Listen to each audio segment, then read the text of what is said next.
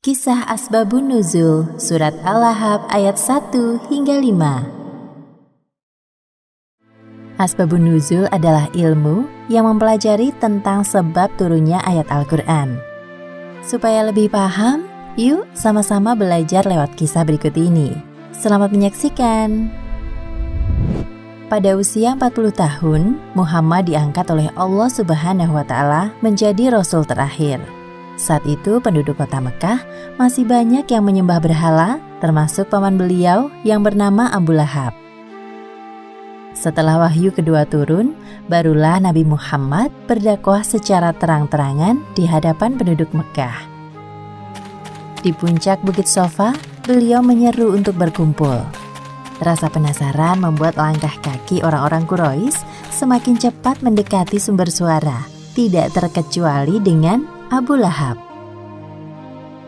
Wahai sahabat, seandainya aku mengatakan bahwa ada pasukan musuh yang akan menyerang kalian di pagi atau petang hari, apakah kalian mempercayainya?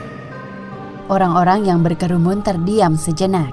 Mereka sebenarnya percaya dengan perkataan Nabi Muhammad, namun masih tertegun menghadapi pertanyaan beliau. Salah satu dari mereka menjawab, "Ya, tentu kami percaya wahai Muhammad. Tidak pernah kami dapati sedikit pun keluar dari mulutmu perkataan dusta." Lalu Nabi melanjutkan perkataannya.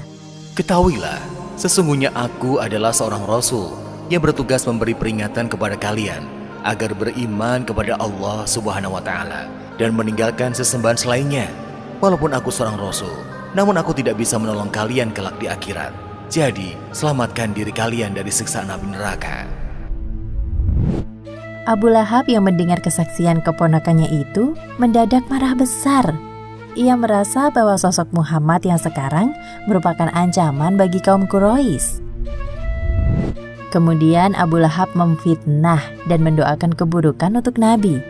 "Jadi, cuma untuk ini kau mengumpulkan kami wahai Muhammad?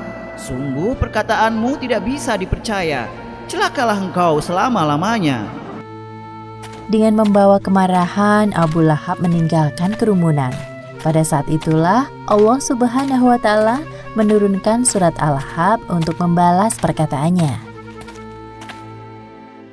Bismillahirrahmanirrahim. Tabbat yada abi lahabin wattab. Ma aghna anhu maluhu wa ma kasab. Sayasla naran dzata lahab. Wamra'atuhu hammalatal hatab fi jidha hablum mim masad. Yang artinya, binasalah kedua tangan Abu Lahab dan benar-benar binasa dia. Tidaklah berguna baginya hartanya dan apa yang ia usahakan. Kelak ia akan masuk ke dalam api yang bergejolak, neraka. Dan begitu pula istrinya pembawa kayu bakar, penyebar fitnah. Di lehernya ada tali dari sabut yang dipintal. Surat Al-Lahab terdiri dari 5 ayat. Nama surat ini diambil dari kata Al-Lahab yang terdapat dalam ayat ketiga. Kata Al-Lahab sendiri artinya api yang bergejolak. Abu Lahab bukanlah nama sebenarnya. Aslinya bernama Abdul Uzza bin Abdul Muthalib. Ia dipanggil Abu Lahab karena wajahnya yang merah menyala seperti api saat marah. Sebagaimana bunyi surat Al-Lahab, Allah Subhanahu wa Ta'ala dengan jelas menyebutkan bahwa Abu Lahab dan istrinya akan masuk ke dalam neraka. Beginilah awal mula Ummu Jamil memusuhi Nabi Muhammad. Ummu Jamil mengeluh kepada suaminya, "Wahai suamiku, aku kesal sekali dengan Muhammad." Lalu Abu Lahab bertanya, apa penyebab kekesalan istrinya terhadap Nabi Muhammad? "Memangnya apa yang telah Muhammad lakukan kepadamu, wahai istriku?" Ummu Jamil menjawab pertanyaan suaminya dengan nada setengah marah. "Tahukah engkau, dia telah menghina kita berdua dengan kalimat bualan dari Tuhannya." Lalu Ummu Jamil membaca surat Al-Lahab ayat 1 hingga 5 di hadapan Abu Lahab.